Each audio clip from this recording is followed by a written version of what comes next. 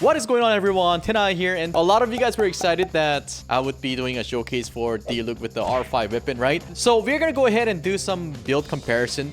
But first, let's talk about the weapon. My only problem with Wolf's Gravestone was that you were getting too much attack. It was a little challenging for people to reach 100% crit rate with 200% critical damage, but with the newest weapon, the Deia's weapon, right? That is easily achievable. Look at this. I have 103% crit rate with 217% crit damage. Like, this is amazing. It means a lot to me. The maximum benefit you can get from this weapon for DILUC is going to be 80% attack and 33% crit rate. And if you take a look at the Wolf's Gravestone, your attack bonus goes up to 170%. That attack bonus comes from when attacking against opponents with less than 30% HP. When you're doing a showcase against the boss, this is... you know...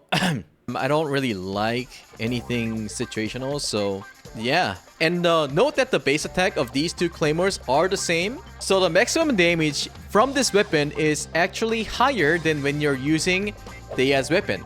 It is better for me to explain everything before I continue on with this showcase, okay? So all my showcases are done with C6 characters, and Kazuha gives you 200 EM when you're in Kazuha's queue. So DILUC gets 200 EM bonus already. Even without his sands, he should be able to do some good melt damage. Okay, I'm taking you guys to Raiden Shogun.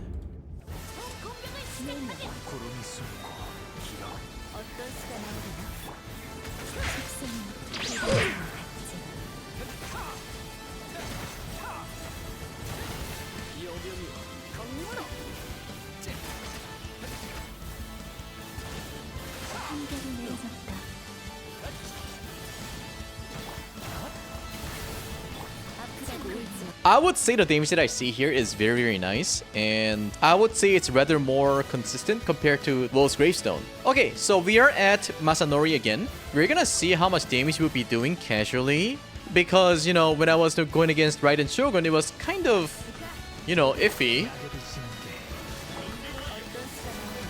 Hopefully this guy's not gonna dance too much.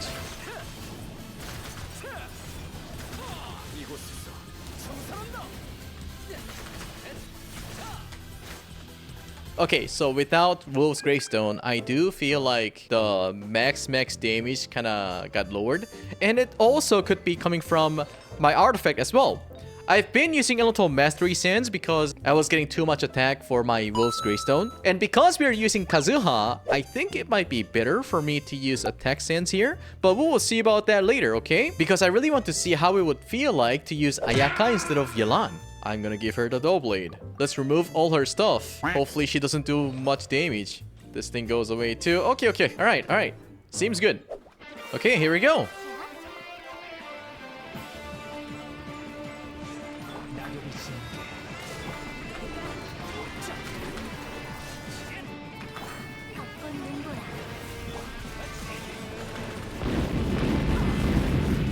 Oh!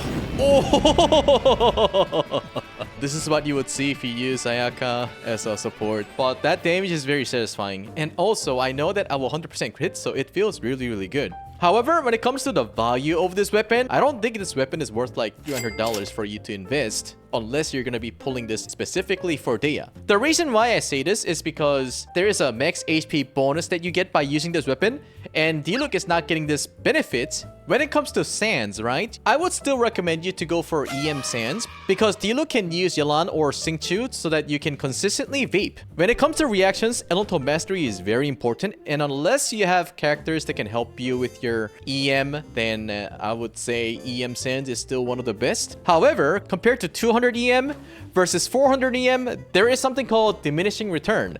It means that if you invest too much into certain stats, then it's not going to be that strong. All the damage calculations you see online depends on your attack, Elemental Mastery, whether if you vape or melt, critical damage and all that. This time, we're going to be using attack sands, and our stats is going to be 94% crit rate with 231% critical damage. And now we have 2000 attack.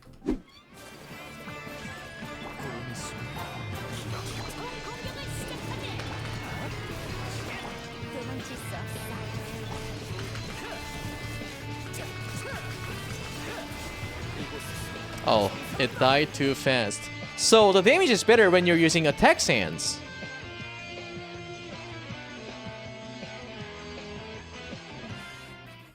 All right, here is my conclusion. This weapon is perfect for me. You know why? Because I like getting hit. Well, I don't like getting hit, but I do get hit anyways.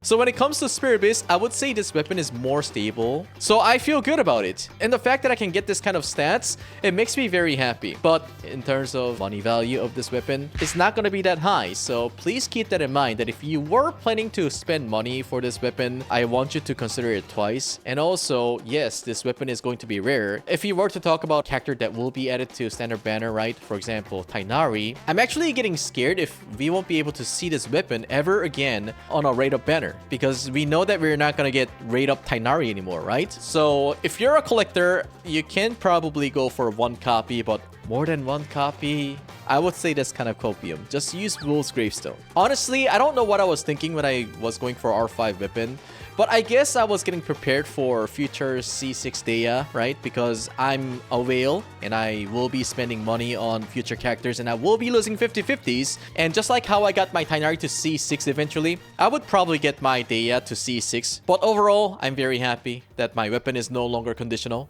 And because I am a content creator, I am able to spend more money on the games than normal people. And I'm very grateful for your support. And because of that, I can make these kind of contents and tell you guys what I feel about it and what I think you should spend money on or not. But this weapon is definitely not worth your money.